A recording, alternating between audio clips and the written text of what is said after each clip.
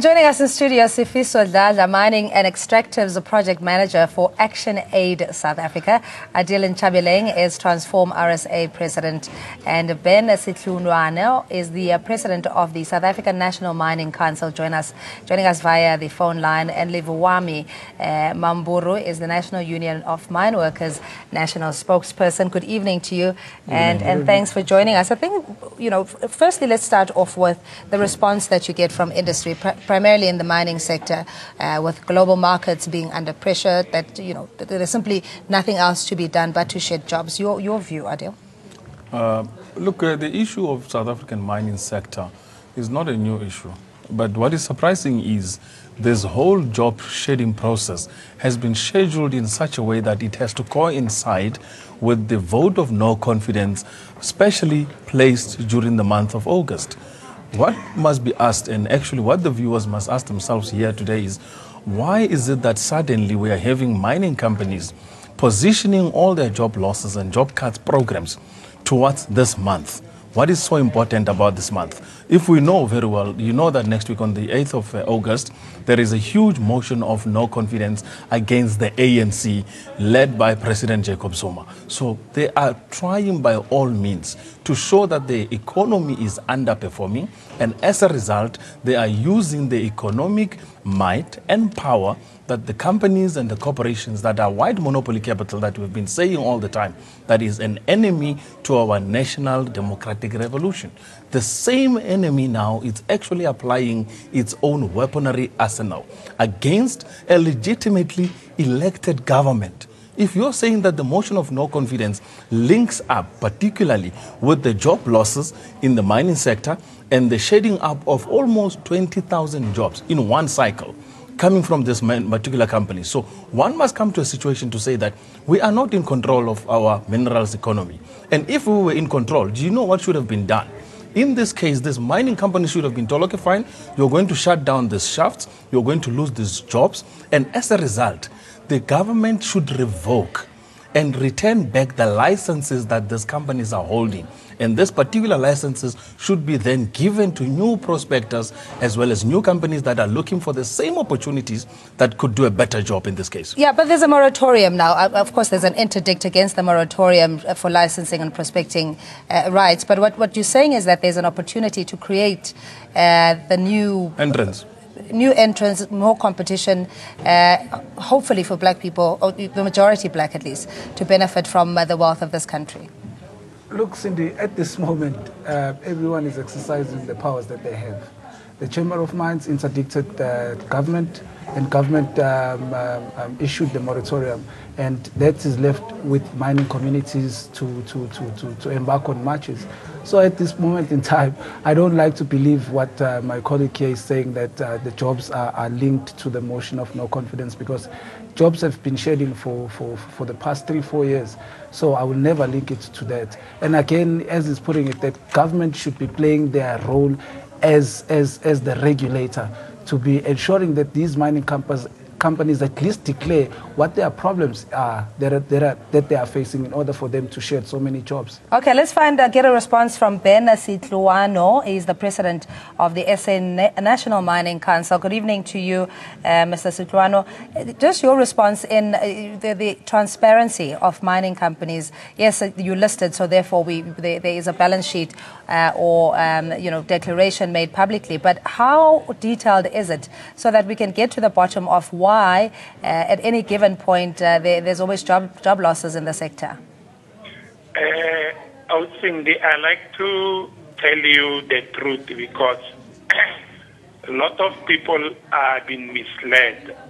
Most of these mining companies, they've been surviving in avoidance of tax for a very long time in South Africa. Now, as government facing this challenge of the grading that is affecting our country, now there is no way that the government can avoid these big giant mines in avoidance of tax.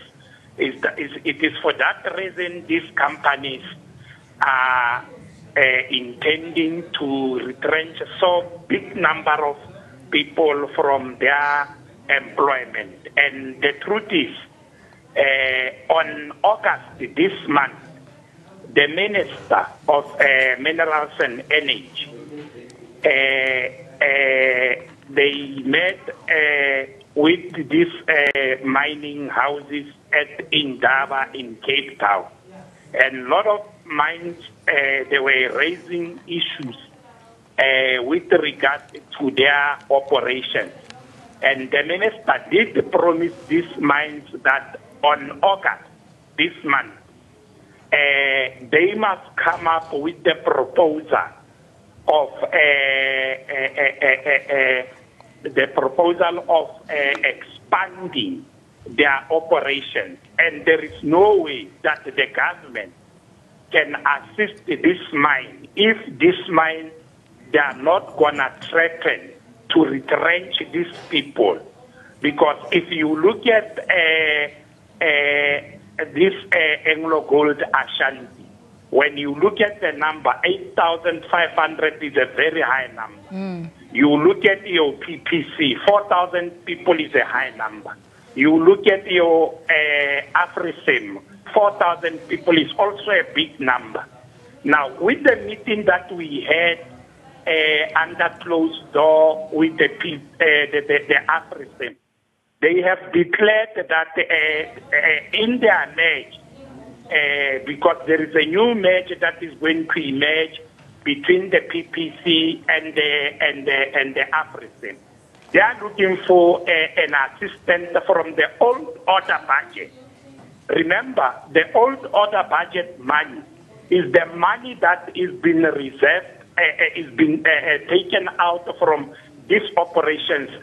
The money for the social investment opportunities that they got to develop their own areas of... I understand, Resitluano. Why then are these things not exposed? I mean, you hear about it on the airwaves, but there is no meaningful action taken against the mining companies, or are you saying that they're so well entrenched in the economy that there are limitations in how you can hold them to account? Remember, nobody spoke about these things. Remember, Julius Malema challenge this thing of tax avoidance. Now, if they see that they are hidden by this tax avoidance, then they came with this thing of retrenching people. Because when they retrenching people, they know that unions are going to stand up, workers are going to stand up, organizations such as our organizations are going to stand up, government is going to stand up, everybody is affecting everybody, everybody is going to interfere, and then they know that the old order money... Sorry, Resitluano, we very pressed... Let's speak about the old order money. Yeah, very briefly. Okay. Peter Major is a mining analyst. Good evening to you, Peter, and thanks so much for hi, your... Sydney. Yeah, hi there. I mean, the concern, if you talk about 8,500 people losing their jobs in one particular mine, in Anglo Ashanti and many others, the ripple effect is that it impacts on many more dependents and then increasing the large unemployment rate that we have as well. Is this something that should bother mining bosses? It should bother everybody in the country. 57 million South Africans should be terribly bothered by this. And it's the continuation of a trend that started in 1988. And we should have been really concerned in 1988 and 1989 when these layouts started. We've gone from 550,000 men in the gold mines to now down to 100,000. So we should have been concerned the last 25, 30 years. And we've got to change things so that this stops. Yeah, but I mean, as you can see now, any attempt that is being made by government in the mineral resources sector to try and equal the playing fields, include more players in the management and control of the economy, is met with very harsh interventions, including litigation. So how then can we appeal, I suppose, to government that this business to also participate in trying to create a better life for all? It's pretty simple. Nobody can build deep-level, large mines without foreign capital. It's been that way for 150 years. It'll always be that way. We built all these mines with foreign capital. So if you can't get foreign capital, you can't keep these mines running. So government needs to do whatever it will take to bring in foreign capital. And you can only get foreign capital if you give them a return on capital. If they lose on their capital, they'll stop bringing it into the country. So government needs to meet with the providers of foreign capital and say, what can we do to create a favorable environment for you to create jobs? All right, Mr. That's all they need to do. Yeah, just stay on the line, please, Peter. Adil? I think we're finding ourselves in a very interesting situation. One, the fact that South Africa has this abundance of mineral resources, and yet we are failing to see a realizable return of the resources that we have. One, I think we have been calling for a very simple process to say there needs to be a radical activity with regards to radical economic transformation, whereby the mines and the mine operation and mine-related business and opportunities should be changed. One, the minerals in South Africa are not priced by us South Africans. That's the one issue. There's a lot of illicit capital outflow coming out of the mining and mineral sector. Is another issue we're having with. A lot of money does not register with South African government.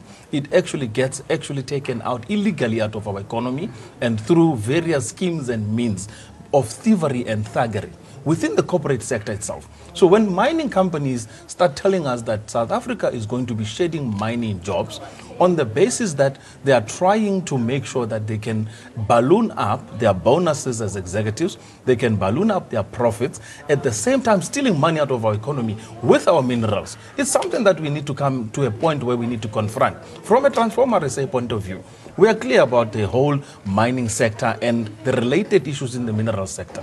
Our people cannot, after 23 years, still be subjected to layoffs, still be subjected to migrant laborers in these particular mining companies and entities when they are owners of these particular minerals. You go anywhere else in the world. By the way, Australia as well as Canada pays a rock driller almost close to $2,000 a day, drilling the same mineral that is produced in South Africa, that is produced in Canada, that is produced in Australia, Bolivia, or anywhere else in the world.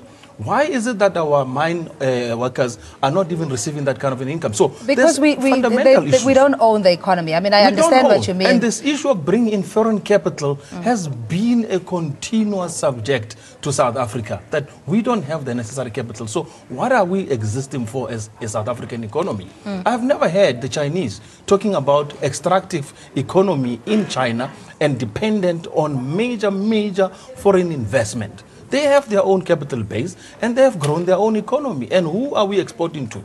Again, the issues that must be discussed is our economy is still a minerals resources economy.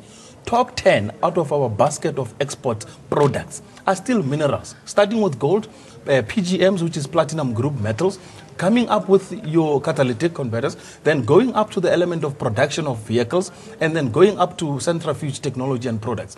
Our economy has never transformed in the last 23 years. I'm not even talking about but other problems that the country faces also squarely at the feet of business, in the sense that, one, the focus is more on the preservation of your capitalists or your middle class as the executives that we see, protecting their own interests as opposed to what the country requires. Business has hijacked South Africa's economic interest, and that is why we are finding ourselves in a situation where every day, whenever South Africa tries to push a progressive policy, business comes about and says, no, it's fine, you can implement your radical economic transformation program, but we are going to shed off the jobs.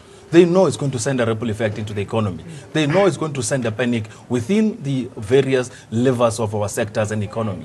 And being a mining and resource-related industry as a country, the only export we do very well is mining. Anything else we're not good at. So on those bases, we are held hostage by business and capital. It's a fact and it must be admitted. Your view? Look, Cindy, according to Institutes for Race Relations, they say that South Africa is the worst country, third worst country to invest in terms of minerals into, after Zimbabwe and South Sudan. So again, the point I'm trying to make here is that policy uncertainty in the country has also played a role and also opened a loophole for business to hit government where it hurts the most. So government, the only power that government has is to make more profit. Only power that business has is to shed the jobs and make more profits, as my colleague is saying. And that is sending a message to government. Look at the MPRDA. It has taken years and years and years for the bill to be enacted. Look at the mining charter, the third version. Again, no consultation, none whatsoever. It was only done after the minister had also promulgated it. And then even the version 2, we still don't know the facts as to which mining companies were adhering to version 2. So again, the point here is that DMR is not playing its role forcibly to ensure that mining companies adhere to let me come into this. This whole notion and nonsense of policy uncertainty is quite a lie, okay? South Africa has had a very clear policy certainty framework. It is the corporations that have refused to adhere to South African policy requirements. The issue of policy uncertainty is a huge issue used continuously to deflect on the real issues. These are companies that are making obscene amounts of profit out of this economy. And whenever they have to implement, for instance, social labor plan, of making sure that there is a proper plan that says, how are you going to deal with communities? How are you going to provide social housing? How are you going to provide entrepreneurship jobs? How are you going to provide procurement opportunities? They start coming up with policy uncertainty because why? They say the charter is penalizing them. These are all lies. I mean, this charter was promulgated in 2004 and over 3 times it has been revised because mining companies are refusing to implement even the simplest element of it. We are sitting in Johannesburg today. This was a mining town. How come in the past Johannesburg became a successful trading hub and it became a city that we're enjoying today out of the mining industry, and yet today, with the high prices of mineral resources, we still cannot pull the same miracle that was actually achieved within Johannesburg. Yeah, now let's get a view from President of the South African National Mining Council, Ben Sitluano. Sitluano, at which level can there be an intervention in trying to absorb in various structures, albeit in the same sector of the members that have lost their jobs? I mean, almost 70,000 mine workers have lost their jobs in the past 5 years. I think the issues of this mine of threatening people about going lose their jobs, they are trying to defocusing us. There are a lot of minerals that are going out of country. These companies are making billions and billions of rent. They are just defocusing us so that we must be focusing on the retrenchment of people. Let's talk compliance here. All of these big mines, there are no compliance. There are no compliance. The brown envelope is running around. They are bribing people who are taking decisions. And it's an outcry. It's an outcry. All communities are crying. I've got many cases that are sitting in front of me that communities are complaining with the same companies that are not complying to the mine. And issues of compliance is the key issues that we have to deal with. Now, we've got to run around and look at how many people they are going to retrench and so on and so on and so on. As I'm speaking to you, I've been invited in a community meeting in Budive as a South African National Mining Council, where the community is going to take a resolution against Lafarge Company. All right, all right. Sitluano, let's get a voice from the national spokesperson of NUM, Levuwamni Mamburu. Good evening to you, and thanks for your patience. So what is the role of the union in this case? What is it that you can do in somehow creating a safety net or even defending the jobs that are being shed? Good evening, Cindy. It's a difficult one because we feel that the mine workers in this country are being attacked by these retrenchments. I mean, it started with Anglo last month, where it issued Section 189 to retrench 8,500. I mean, I must make it clear, it's not only 8,500. These companies are also, they're also contractors. And when it comes to Anglo Gold Ashanti, there are 1,500 contractors that are also going to be affected, which means that the number will go high to 10,000. When it comes to the issue of Sivane today, it says that it issued Section 129 to retrench 7,400 permanent employees. So they did not mention contractors again. In this case, the contractors is 3,000, and the number is 10,000, including contractors. The same with Bukoni Platinum in Limpopo. They want to retrench 2,651, and the number they are not mentioning contractors again. The number can go high to 7,000. So today, I was attending a march in Matlosana where the NEM was marching to Kopanang Mine, which is one of the operations that is affected. We were marching with the communities that Anglo Gold Ashanti must reverse this decision because the NEM is not happy about it. Yeah, sounds like it's going to be a long road in the standoff between the industry communities and the Mineral Resources Department, but we're going to have to leave it there, unfortunately, gentlemen. It's almost disheartening, you know, for a country that is so well endowed in natural resources to have this situation of a lopsided economy. But Sfiso Dlala, Mining and Extractives Project Manager at Aid South Africa, and we have Adil Nchabeling, Transform RSA President. Ben Sitluano is the President of SA National Mining, and Levuwani Mamburu is NUM National Spokesperson. Peter Major, Mining Analyst, thanks to all our guests for joining us, and you at home. And we'll be back after this.